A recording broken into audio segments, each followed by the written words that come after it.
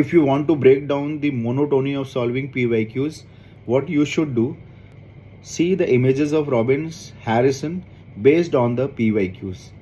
And if you are feeling exhausted on certain days or certain time of the day, so that time how you should avoid the damage of your time by choosing those notes where you feel comfortable, which are not complex and they're simplified to you. Try to revise them, right? Instead of wasting your time in talking to some unnecessary things or in gossips, you have to stick to your schedules like this only, right? And when you are planning for your studies, make shorter goals. Means after half an hour or after 1 hour, take one short break, and after 2 to 3 hours you can take one longer break of half an hour also. In that longer break, talk to your parents, talk to your friends or brother, sister, whatever, whoever is going to boost your morale.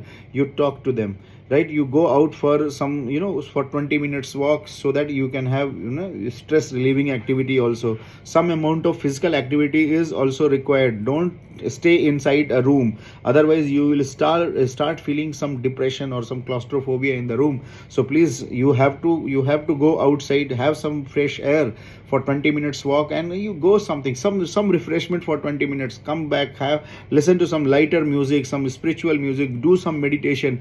But remember, do not lose your momentum. Keep your studies on, right? If you're not feeling good, if you're not feeling comfortable with images, go for the PYQs.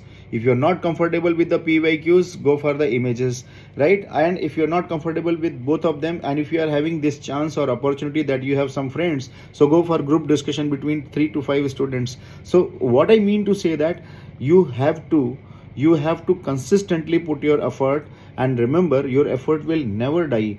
This will give a good direction to your hard work, and which is going to bring a great success in your life. So remember this point. So do not waste your time, do not feel bored, do not feel down, and understand this moment. At this moment you will have this kind of feeling that you cannot crack this INICT exam because my NEET PG result was not good. So these kind of feeling will be coming to your mind at this moment, and this is how you have to control your mind. You have to write it down on piece of paper. I am going to crack this INICT exam, and I will not be affected by any kind of negativity in my life or in my mind.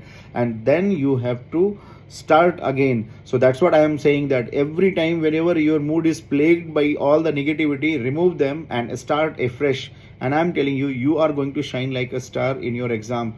My best wishes to all of you.